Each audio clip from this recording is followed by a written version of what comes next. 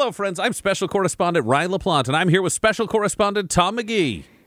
Hello, Ryan, coming in live from the field that is my normal office. Yep, I'm in a similar but different field, and we are here to cover this week's news. Tom, I know you covered most of this rundown because you found some great stuff. I had a couple of things, but I also saw we had overlap. Where do you want to start this fine day? Let's just start at the top and work our way down, Ryan. There's a lot. We got a lot to get through. It's been a remarkably busy week, so we're going to jump around a bit. Kicking things off with the Matlock watch. Man, I almost didn't do Matlock watch this week, and then I found some time. I booted it up, opened with a Christmas song, and I was like, holy shit, they're doing a Christmas special. And then I discovered they were not, in fact, doing a Christmas special that is just close enough to the season that they thought they should include the song. So it's just a regular episode of Matlock. Maddie continues to struggle with cases that are too close to home. She wants to help the people because she's undercover and she wants to fuck some shit up. But like, it's a lot of like, oh no, you're going through the same thing my dead daughter went through. But in order to keep my deep cover up, I need to screw you over. But I'm also morally incapable of doing that. So lots of struggles for Matlock right now. But continues to be fun. I maintain my support cast not as interesting as the woman herself.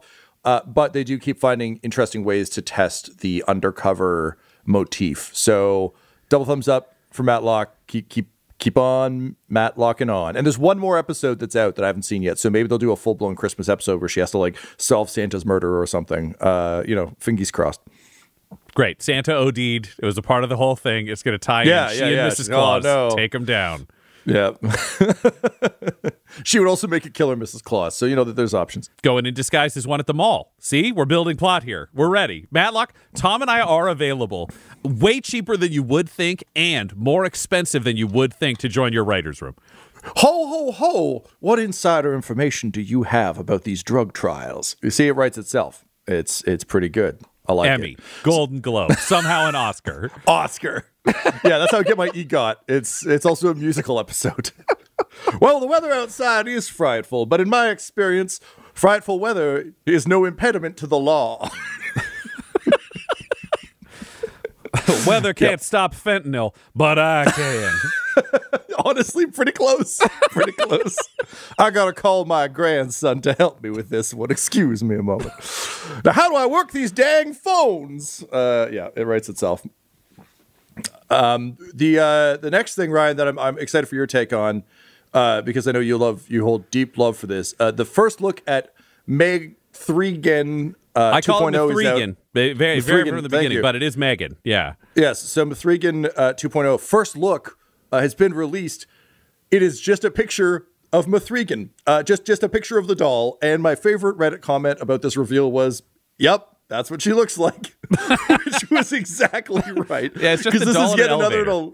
It's just another in a long list of movies doing like big reveals. It's like first reveal, Captain America, Brave New World, and it's just Sam Wilson as the Falcon, like Falcon Cap, standing there in the costume we already have seen. It's like, yes, that is what Captain America looks like. Neat. So anyway, here's Mithrigan. Mithrigan's coming. Ryan, I know you had a great time watching Mithrigan 1. Are you excited for Mithrigan 2?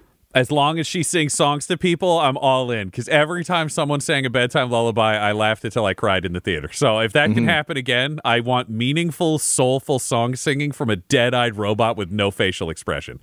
Incredible. For work, we had a holiday party and we watched the film I Believe in Santa, which I completely missed on Netflix a few years back. It is about a woman who does not like Christmas, who starts dating a guy who's absolutely perfect. Could there be a catch? Yes, there is. He loves Christmas and he believes in Santa. And her daughter is the Mithrigan. Wait, he believes in Santa? Like he thinks Santa's real? Yes. So the theoretical conflict for the movie is he is just like a jolly guy. He's the perfect companion for her, except he believes in Santa. And she has to wrap her head around that. That makes him the perfect companion for no one as an adult. Well, and it's. Do they show Santa? Is Santa real at the end of the movie? No, Santa doesn't show up. They did blow a lot of budget on a CGI Earth, which is pretty good. It turns out it's written by him. He's in it. His wife is the female lead. She was the second Foreman sister on that 70s show. When the first actress had her struggles, they replaced her with this lady who's also having struggles for like 4 episodes. They're quite. She's if you imagine, oh my God, Schitt's Creek, Alexis Rose mixed with Britta from Community, with like a fraction of the talent. That's kind of what you got. And he's kind of like a prettier Billy Eichner type. So anyway, you will not be surprised to know that it quickly becomes a lot of like, a lot of people don't necessarily agree with what you believe in, but just because it's not there doesn't just because you can't see it doesn't mean it isn't real. It's like, oh, it's just an incredibly ham-fisted religious allegory wrapped in a Santa suit.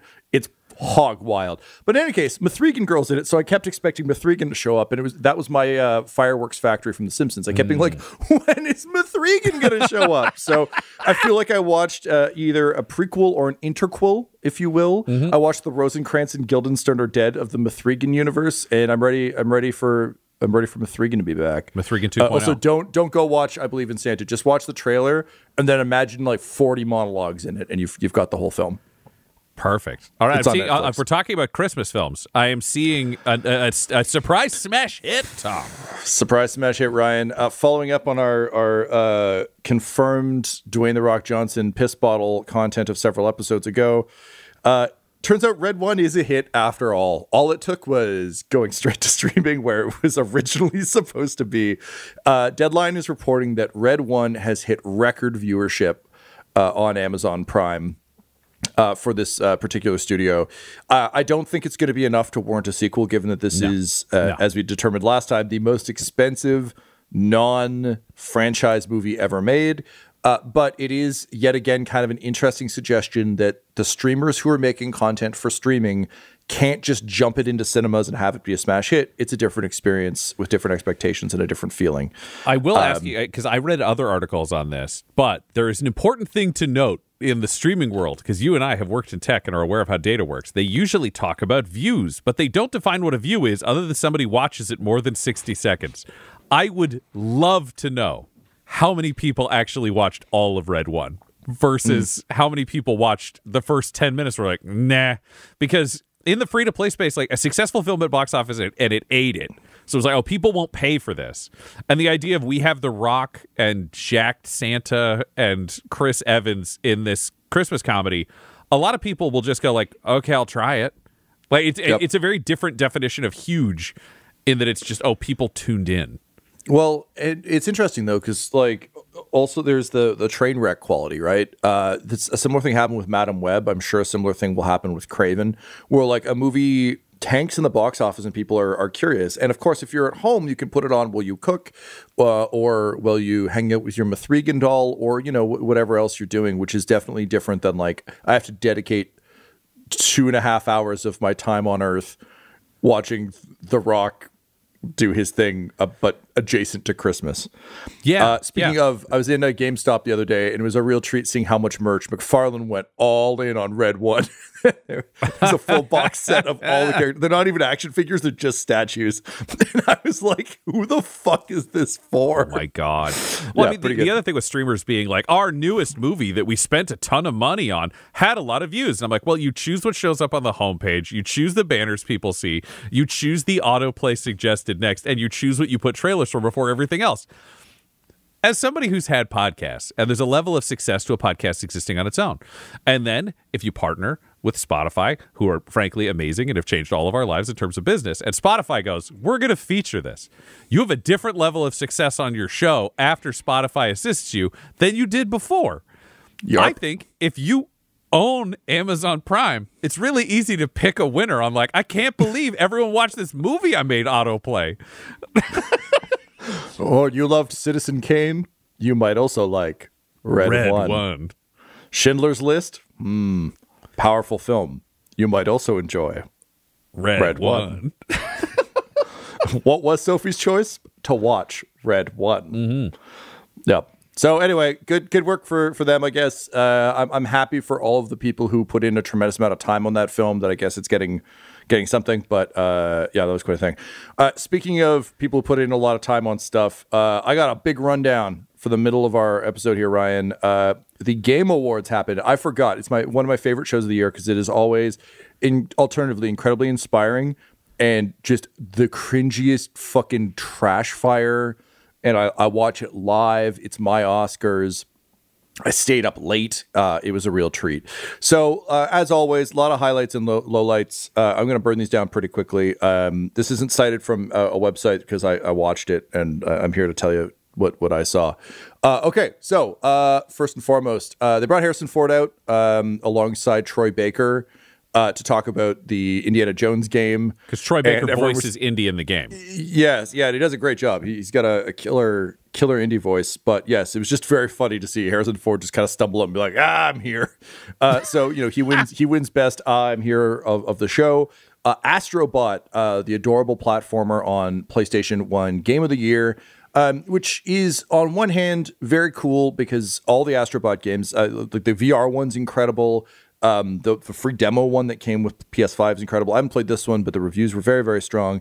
And it seems like it's just full of charm and joy. It's a celebration of 30 years of PlayStation.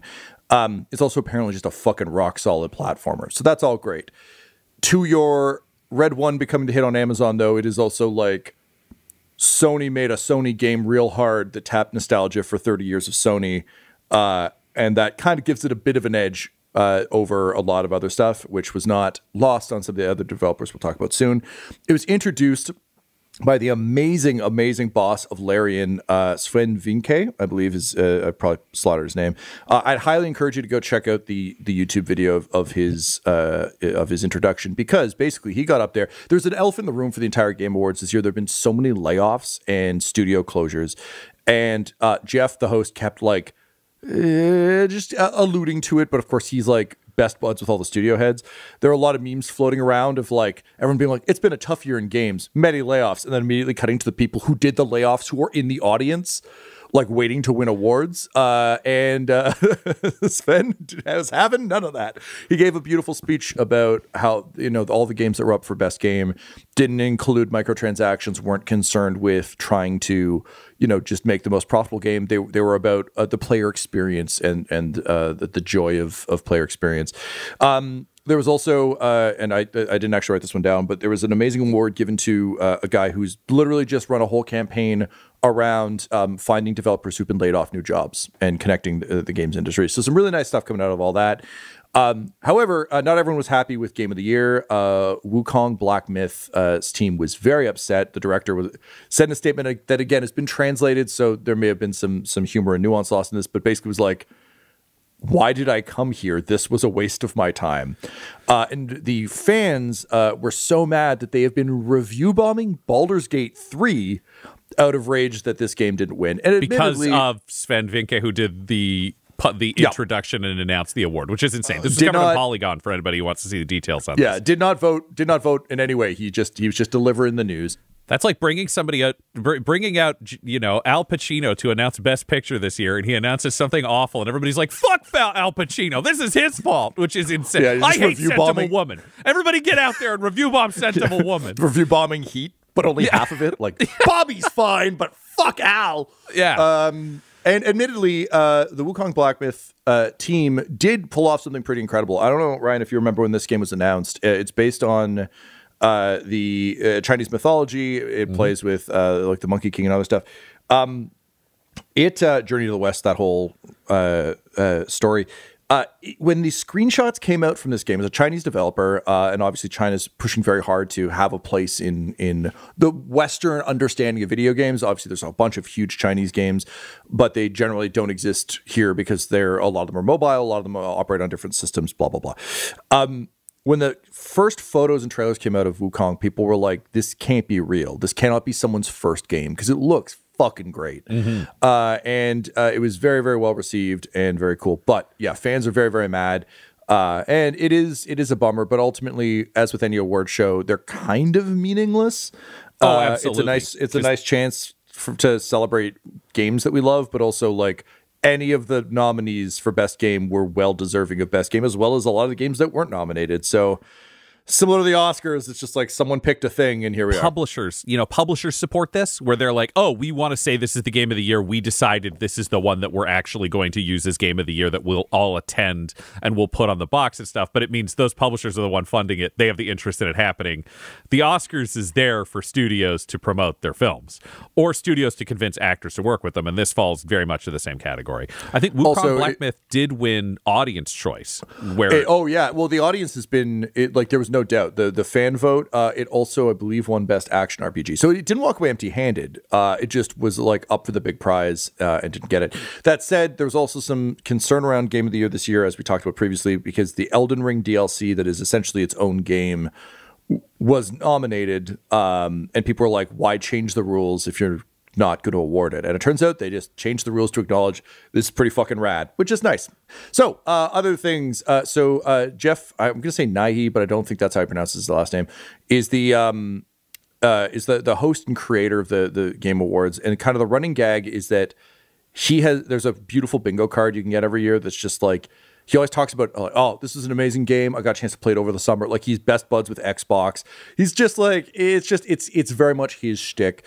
And the part that he clearly loves is getting to bring Hideo Kojima up on stage, be like, my good friend Hideo Kojima. He had tears in his eyes as he introduced a game we'll talk about in a few minutes. Legitimately loves video games. Don't get the sense he loves being dunked on, though. And he gets dunked on a lot. My favorite being two of my favorite Muppets, Statler and Waldorf, were on hand. They've had the Muppets at the Game Awards several times. It was really weird hearing Gonzo talk about Elden Ring. I was like, I'm not. But in this case, it was just Statler and Waldorf doing standard Statler and Waldorf shit. And on one of them, they clearly had to improvise a little bit, and they were just like, oh, look, oh, good, we're back to Jeff. Oh, he's such a dweeb. Look at him standing there. What a dork. Oh, I love when Jeff talks. He's so terrible. And then they just did their like, oh, ho, ho, ho. And it cut to Jeff, and he's like, the Muppets. Okay, the next thing, I was like, oh, he's not down for this. Fortnite did a reveal of a whole new, they've added Ballistic, which is essentially just Counter-Strike into Fortnite. And then it cut to Statler and Waldorf and they were asleep. Like, the trailer put them to sleep. It was just A+ Muppeting going on. So that was great. Snoop Dogg did a performance because he and his son have a video game company. So he's going to do that. But what sucked about our modern world is they're like, Snoop Dogg is doing a performance live in Fortnite right now. Then he's going to come out on stage and do a performance here. And then he's going to be back in Fortnite. And I was just like, so Snoop Dogg came out and gave he did a new song that wasn't very good. And then he did a couple of classics. But with the most it was like he was performing at a children's birthday party. He just did it and then was like, all right, bye. Just out the door. He was back with the cool kids playing Fortnite. He came to the adult party to sing his song, and then he went back. Yeah, exactly. Well, they got better snacks back there anyway. So that was that. The other big things, there were some surprise reveals. We got our Witcher 4 trailer, which will be starring Ciri, who everyone's like, no! There's a female lead. I'm like, you play as her for a bunch of 3, my dudes. Like, chill the fuck out. All the critical reception I've seen of that is pretty excited about it. Yeah, well, also, like, Geralt's story is done, and it's not, he's confirmed to be in it, but, like, I'm really happy they aren't fucking up the ending of Witcher 3. Did you play the Witcher games, Ryan? Are you a Witcher guy? I had tried Witcher 3, and I got so confused about how the abilities worked, and I couldn't track the inventory, and then I was like, do you know what? It's not for me. And then one day I will sit down with probably either you or Tyler and have you explain how it works. Because that was me with Metal Gear, where I was trying to play Metal Gear 5, and I was like, who's this game for? Why is there a whale? And then I sat down with Tyler, and he's like, you get ready for the whale. And I was like, this is a different approach to this whale. I'm going to figure this game out. Fair point. Yeah, Witcher throws I just ignore a lot of the mechanics in the Witcher games. I'm just like, I'm comfortable with these 5 things. That's my Witcher. But anyway, very excited. It's been a long time coming, and pretty jazzed with that. The one that Jeff got real teary-eyed about, and understandably, is Okami 2. Ryan, I don't know if you ever encountered Okami, but it's a beautiful ink drawing game about like a wolf, like a wolf god, and it's all about music, and it's all kind of got that beautiful painted ink style of stuff. And this is a Capcom franchise that it's been remastered like 1,000 times, but there's a big bad split between the director and Capcom. No one ever thought we'd see a sequel to this, so it's a big fucking deal and very exciting, and opens the door to something else that's been announced, that is Capcom is looking at bringing more franchises back, which is incredible because Capcom has been sitting on a veritable treasure trove of shit, including my beloved Dino Crisis, but also like fucking Mega Man and other big things that they just aren't doing anything with. But with the announcement of Okami and also Onimusha, which is Resident Evil Samurai, both getting new games, it was very, very exciting. And again, you give me just that Kratos meme of like, give me Dino Crisis remastered and my soul is yours.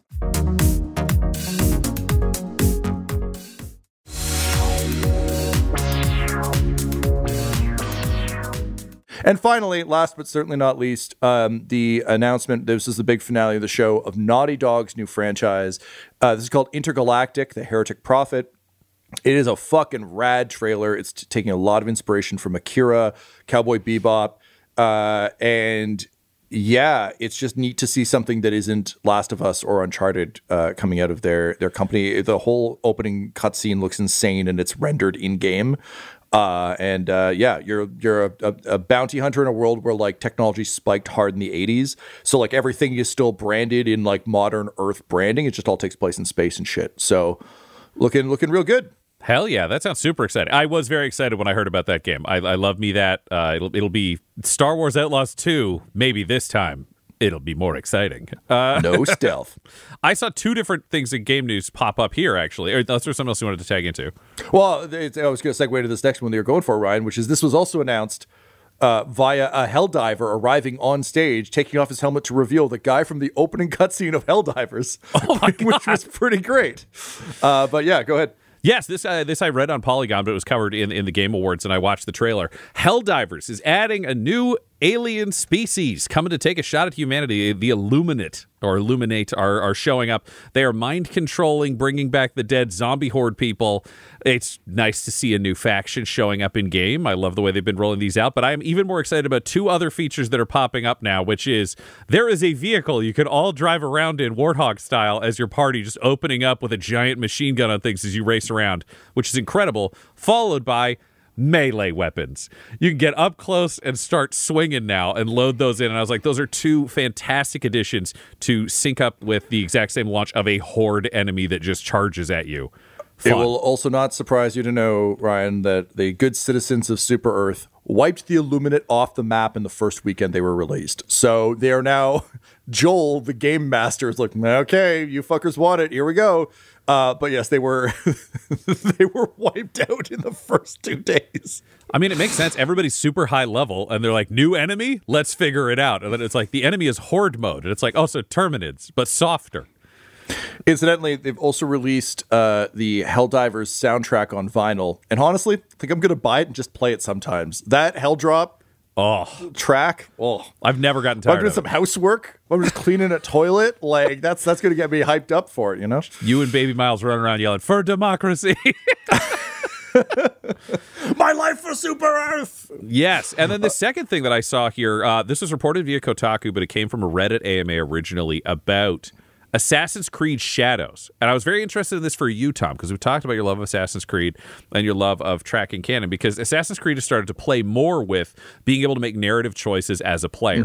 And it has kind of split the community. Some people love the level of interactivity where they can personalize a journey, but there are a lot of people in Assassin's Creed who are like, hey, this is a historical event. Why are we changing a historical event to match this story? And I think in a rare moment, Ubisoft seems to have found the actual perfect solution to this problem, which is in Assassin's Creed Shadow, they've announced that they are going to have what they call canon mode, which is if you want to play through a historically accurate version, you turn canon mode on and it deletes all of the choices. So you are just playing a cinematic adventure that goes through and is historically accurate. Or if you want to have interactivity and play through those other things, they just turn it off. And I'm like, what a beautiful solution to this. Also, on the coding end, it's really easy because you're just like, one of these branching journeys is the actual history one, so you just lock it into that one. It requires, obviously there's back-end work there, but like the level of narrative simplicity of this fix is so deeply satisfying to me, having worked alongside you on so many narrative design things. I'm like, perfect. What a great call. perfect. Yeah, it's also, and I'm really interested with Shadows because one of the kind of agonies and ecstasies of being an Assassin's Creed fan is that like each game is drastically different until they get into a groove, and then they'll release like Odyssey and Valhalla. Origins. Oh yeah, and Valhalla are like all of a type. They all feel similar, but then you get Mirage, which was meant to be DLC for Valhalla, which is much more of an old school like parkour your way around a city, wanted poster kind of shit. And it's an interesting challenge because like it's not a franchise where you kind of know what you're getting every time you pick it up. And this is the next, like Valhalla ended that trilogy. So now we've got like, this could be anything. So finding something that lets you approach it the way you want, as knowing that their fan base is actually very broad now because there have been so many different type of game experiences is, I think, a great call. Because honestly, one of the best critiques I read of Valhalla, and I think it's actually pretty accurate, is like Valhalla is a really, really good historical Viking game. It's a shitty Assassin's Creed game. Yeah. And I'm like, yeah, that's kind of how I feel playing it. I'm having a lot of fun with it, but if you took the Assassin's Creed, so you still gave me a blade, but you took all the assassin shit out, I'd be like, yeah, this is still a really, really solid experience. So I'm glad that they're kind of paying lip service to that. They're at a bit of a tipping point because there is just lurking over the horizon past Shadows, and we'll see if they actually get there anymore, was meant to be a super huge live service game that was going to account for all of the modern era Assassin's Creed shit. The rough argument was going to be that all future Assassin's Creed games are like nodes within that game. But then all the live service games imploded. So who knows if we'll actually reach that. This might be, hesitant to say make or break, Suicide but it might be make Squad, or break. kill the Assassin's Creed. yes, exactly. So we'll see. But no, I'm excited about it. And yeah, honestly, I love the history of these games. I love, like, obviously I love all the weird, kooky precursor, I forget their name right now, the Isu shit. But in the history, I find they often have to be very careful to try and make it sync up. The big one being the Borgias being the enemy in the Ezio arc, where it's like, well, this guy is your nemesis, but you know he didn't die right now. So like figuring out how you can get your revenge without killing the Pope, that kind of shit is really tough. So giving us a canon mode that just is like, no, we won't have to dance around as much, because usually what happens is you make a choice and then like 3 scenes later, history has to recorrect. Yeah. So your choice kind of gets wiped. So I like it. I think it's cool. Anything that, again, allows people to approach it in the way they want, I think is pretty rad. Yeah, and I think the one thing that every Assassin's Creed fan that I know of has been waiting for, because they've slowly started introducing eras with guns. I'm like, just get us to the 1900s. Get us to World War I and World War II. You are going to make more money than you have ever made before. Get that Assassin's Creed COD crossover where put me an assassin in that era. Let Call of Duty release a game. Put him in. Come on. Give me the thing I want. the tease and the fact that it was buried in this particular game too is extra rough. But I don't know if you played Unity. In Unity, there are like some time dilation things where you end up climbing the Eiffel Tower while it's under siege by like Nazi aircraft, and you have to get to the top of the Eiffel Tower and gun down airplanes. And I was like, this, but it's only like two sequences. But yeah, there's a lot of really cool shit that could happen. So fingers crossed. On a different note, though, we talked about this a bit last week with the delightful self-insert things, but Yellowstone is over-ish, to jump over into TV news. But also, Yellowstone is in no way over. There's a spin-off with the 2 main characters, so Bosch Legacy, we're just going to move over here to a new thing. But the mainline Yellowstone has ended. I was reading a really fun recap over on vulture.com that I'd highly recommend. It is, about as messy and weird as you'd expect, but definitely the end of an era, sort of, except that, again, the main characters are immediately getting a spin-off that doesn't take place in the same spot. So I understand that it feels a little bit like the end of Friends for Joey, where, like, there's a lot of things that are wrapped up, but Joey's just like, well, off to LA, you'll have to check me out over on Joey to see how that pans out. And the answer is badly. So we'll see where it goes from here. But yeah, if you want to know how it all went down without if you started watching and then dropped off like me, and you're curious how it all played out, Vulture's got you covered, and it's kind of what you'd expect. Next on the things ending, or maybe not. So but Kraven, so good. Kraven the Hunter has released into cinemas. For those of you who are unfamiliar with the character of Kraven the Hunter, in the Spider-Man comics, Kraven the Hunter is a villainous hunter who wants to hunt. He's basically the predator. He wants to hunt the greatest prey in the world to prove that he is the greatest predator the world has ever seen. He realizes he's dying, so he has to go hunt the greatest game of all, which is Spider-Man. It's fucking rad. He's just like a mustache-twirling villain. Great stuff. Sony continues to look at that and go, but what if he was a hero instead? Maybe why not? So instead we have Kick-Ass / Quicksilver / Godzilla / once in future James Bond, possibly, as / Kraven. Bullet Train. That's where he was big on TikTok. Sexy Bullet Train. Yeah, he's a good guy in this one. He gets the power of animals. He can command the animals like Aquaman, but on the land. His dad is Russell Crowe. He fights the Rhino, and that's our Kraven. He's a good guy, but like he kills people very viciously, but only bad people. Boo! Instead of hunting animals, kill some he good kills people. the poachers. Kill some bystanders. So yet again. Yet again, we get Sony giving us a weird Spider-Man villain who is a hero for no reason. The best comment I read about this whole thing is someone was like, they took all the wrong lessons from the Venom movies, and that's just what they've been doing ever since. And I was like, that feels about right. But in shocking news, it has bombed worse than Madam Web, which is kind of astounding because it had some decent buzz. They released the opening few minutes, and I guess they were very John Wick-esque in terms of like, gory action. People were like, this might actually have some legs. They said they were moving it to Christmas because it was going to be such a hit that they just had to be there. They moved it to Christmas from January. So if you want to know how good the movie is, they were like, we're going to make this is a fuck you, it's January movie. Then it became July. Then it became December. Yeah. They released it 1 month early. Went all in. And yeah, it has the worst box office opening ever for one of the Sony Spider-Man movies, to a point where there are none on the books following this. That's not to say they won't do more, but that is where they are currently sitting. I also read recently that apparently there was nothing in the contract that said they couldn't include Spider-Man in these movies. They were just choosing not to. Because they thought it'd be really jarring for Tom Holland to show up after MCU movies. So they're just like, fuck it, we'll just do it without him.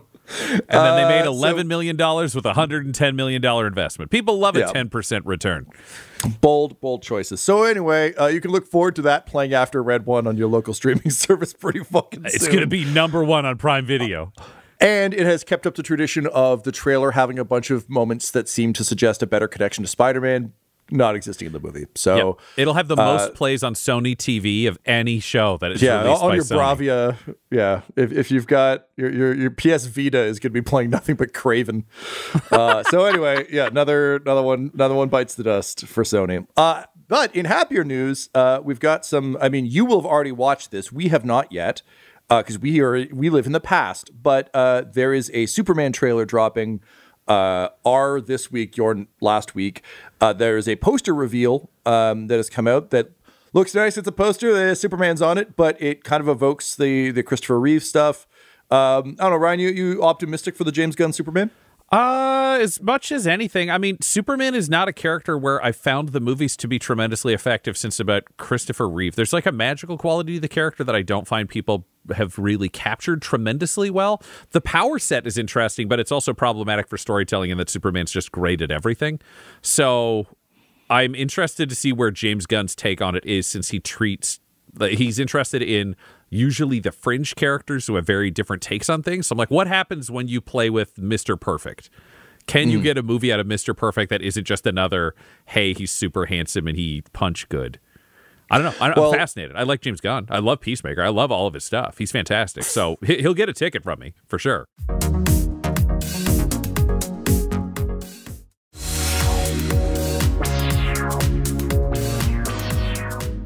Based on the logo, the original titling, Legacy, some of the other characters we've seen, it seems like he's doing a riff on Kingdom Come, but without the amount of doom and gloom that Kingdom Come had, because that it's a great comic, but it's one of those bleak, like in the future everything's sad comics. But there seems to be a sense that like superheroes are around, superheroes have been around, where we're completely skipping that kind of weird beat that Justice League had to suffer through, which was like, surprise, there's a million metahumans all at once now, don't worry about it. So this feels more to be like a what brings Superman back in, which I think is an interesting place to play, because ultimately you're right. I didn't like Superman as a kid because I thought it was too easy. It's like him, Rogue, any character who was like invincible. At least Rogue had the like, I could never touch anyone, shug. Superman's just like, I'm just too handsome and good at things. So when a friend of mine put me onto the comics where it's like, oh yeah, but if you threaten the squishy things around him, he's powerless. I'm like, oh, that's good. So I'm excited. I think there seems to be a lot of hope in this one, and that to me has always been Superman. He's just legitimately a decent guy trying to do the right thing. And I think if we can get that Superman, that to me is that magic. And Chris Reeve had that. That was the whole core of that take. It was just like a sweet boy trying to do good sweet boy things. He happens to be an alien with superpowers, and he has to bear the burden of his dead society. So yeah, I'm curious again. I also of James Gunn. I haven't watched Creature Commandos yet, but I'm excited to get to that. So pumped. I feel like we're going to get a lot of the side characters. Like, I don't know what his Guy Gardner is going to be, but you know, it's I've James always Gunn. enjoyed. He's going to lean into cool side characters. That's a given. Yeah, it's going to be fun and weird. But I like. There's a certain lack of self-importance, I guess, to this, which is just like, yeah, fuck it, I don't know. There's a Green Lantern. Who cares? Like, look, Hawkgirl's here. Like, I just appreciate that there's a bit of a casual attitude to superheroes that I think will save us a lot of. I don't need origin stories anymore. Really, I'm kind of like. Yeah. I love that MCU is just like, fuck it, here's Spider-Man. He's been doing it for a little bit. Don't tell anyone. I'm like, great, thank you. I never need to see Uncle Ben die on screen again. And similarly, like, it's great that we're just kind of getting into it. So yeah, I'm excited. Hopefully the trailer doesn't prove me wrong. I guess my biggest hope is if James Gunn can find a way to turn a Superman movie into an ensemble feature, I'm in. Because I think that's it. I'm like, I just need more than Mr. Perfect, and will this lady like him? Because the answer is yes. She will like him. He's perfect. Well, speaking of films and things we've seen before, the Karate Kid trailer dropped today out of nowhere. Karate Kid Legacy. Ryan, did you have a chance to watch this? Or I did not. How does Karate Kid Legacy look? Is it also by James Gunn? We're just maintaining title. Yeah, it's also James Gunn. Yeah, it's part of the new DC extended universe. So Karate Kid. Do you know anything about this movie, Ryan? No. This is kind of fucking wild. Okay, so. As you may recall, there was a Karate Kid reboot with Jackie Chan and Jaden Smith that came out a while back, didn't really do anything. People were quick to point out that I think also within the movie, it's clear, like Jackie Chan does kung fu, he doesn't do karate, so there's already some weirdness there. But like it was, I tried to watch it on an airplane once and got bored and turned it off. So it wasn't even good enough for an airplane view for me. And I fucking love Jackie Chan, but it just wasn't doing it for me. Meanwhile, Karate Kid got an unexpected revival through Cobra Kai, which was kickstarted and was the brainchild of Ralph Macchio, the villain from the movies, and he kind of got that up and going. And then Daniel Russo got involved, and he got the whole crew together. And that's been running very successfully for a long time. They've brought a lot of the legacy characters back in over there. However, the movie rights, I guess, were retained by someone else. So they kind of out of nowhere announced that when Cobra Kai ends, they're doing an unrelated movie that also brings back Daniel Russo and Jackie Chan. And I think it might be about training Mr. Miyagi's like grandkid, which would be kind of dope. But basically it's like Jackie Chan goes and finds the original Karate Kid and is like, I need your help, man. So it's like a weird team up legacy movie that is the only time I can think of where a reboot and the original franchise have crossed over in any meaningful way. There was almost the Evil Dead remake almost had a Bruce Campbell cameo at the end as Ash.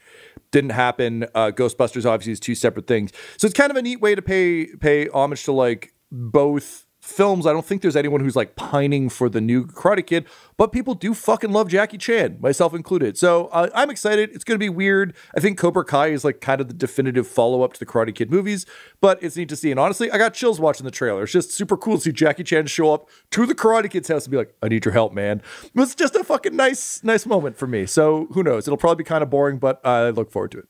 Also, Jackie Chan acknowledged again, I do kung fu in this movie, and I think he's like, I need your help with the karate. Perhaps. Great. That is just if that's the hook, they've got me. Because the idea of like, I'm teaching the wrong thing is so funny. I can teach him physical comedy, but you have to teach him karate. Yeah, and then the next one's called Kung Fu Kid. Like, they just keep building forward. Yeah, it's Ralph Macchio's kid comes over. And it's like, oh, no.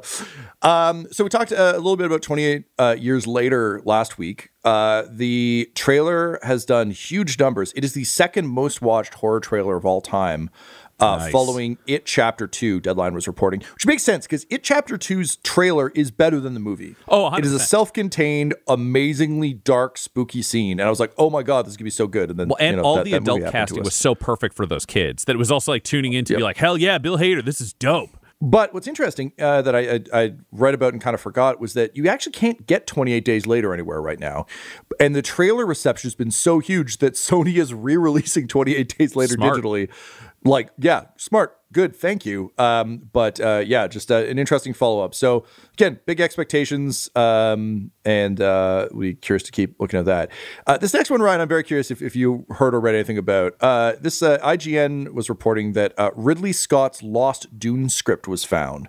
Do you hear anything about this? No, I don't know the mythology around this one. Please. Walk me through it. So I'd highly recommend going and reading this article. It's hog wild. But basically, from what I understand, this script was far more focused on the ecological element, which is something that most of the other films have skirted. You've got the Lynch film that's kind of about like religion and belief and mysticism. You've got the Denis Villeneuve ones, which are kind of about like assimilating power structures and like appropriating shit to seize command of things. But there's always been that environmentalist angle to Dune that hasn't ever been at the forefront. It kind of skirts the edges. And this one was very, very much focused on that. Dr. Keynes was a much more important character to it. They dropped, was it Gurney? They dropped one of like the big Duncan Idaho. Either Gurney or Idaho just wasn't in it really at all. The biggest thing was Paul and Jessica fucked, which made me just like kind of lose my mind. Yeah, your reaction. I had your reaction. So they're like, we don't think the fans would have been too happy, but that's what we did. So anyway, bullet dodge. But wait, so in the movie, would we have seen Timothée Chalamet kiss Rebecca Ferguson? More than kiss, and I think that's how his sister would have been conceived. So yeah, no, we would have been in a real gross space. They're two very pretty people, but I don't want to see it. No, shan't. But yeah, similar, but interestingly, it also ended at kind of roughly the same spot. It was meant to be two movies, but anyway, Ridley Scott was also just like, this wouldn't have been it, and the writer was like, no. But anyway, it's interesting to read another take on it. It's always there's been some the podcast Script Apart has a really good interview with the guy who co-wrote Denis Villeneuve's Dune with Villeneuve. It's such a massive thing to try and adapt that it's always interesting to hear other takes. Oh, and sorry, the other big piece from this script was the Emperor dies at the beginning of the movie. And so all the turmoil is out of the death of the Emperor. And like there's a sequence where... That's an insane thing, but okay. Oh, I know. Baron Harkonnen and Duke Atreides have a sit down to basically... We're like... Harkonnen is like, I'll give you half of Dune. We have to like... The Emperor's dead. We gotta like figure shit out. So there was a lot of weird politicking and things going on and exploring angles that literally none of the other Dune stuff has touched, except for maybe the Brian Herbert nonsense books. But anyway, interesting what could have been. And if you're a fan of Dune, certainly, I literally just read the whole thing being like, weird choice. Oh, weird choice. So go be like me and scroll through with weird Dune. Yeah, and I think that is all the time we have this week. We have a couple stories that'll carry forwards, but they will be just as spicy in the following week. There will be no problems. Spicy. The news is still going. Tom, what's the nerdy thing you're going to be doing this week?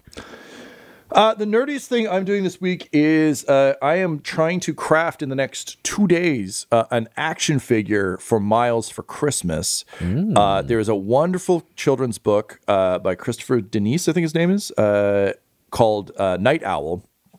That is about an owl who wants to become a knight because all the nights on the Night Watch keep getting killed by something, and he's nocturnal. So he's like, I got this. And all the knights are dead. So they're like, sure, Owl, you can be in the fucking Legion. Don't worry about it.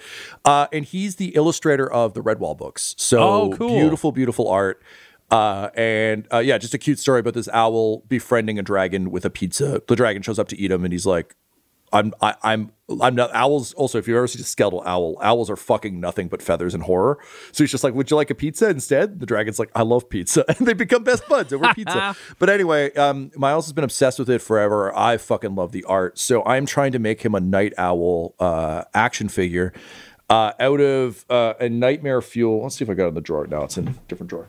Out of a Nightmare Fuel Toy Story 4 Key and Peele character, this little like yellow chick creature that was one of the two plushies they meet in Toy Story 4.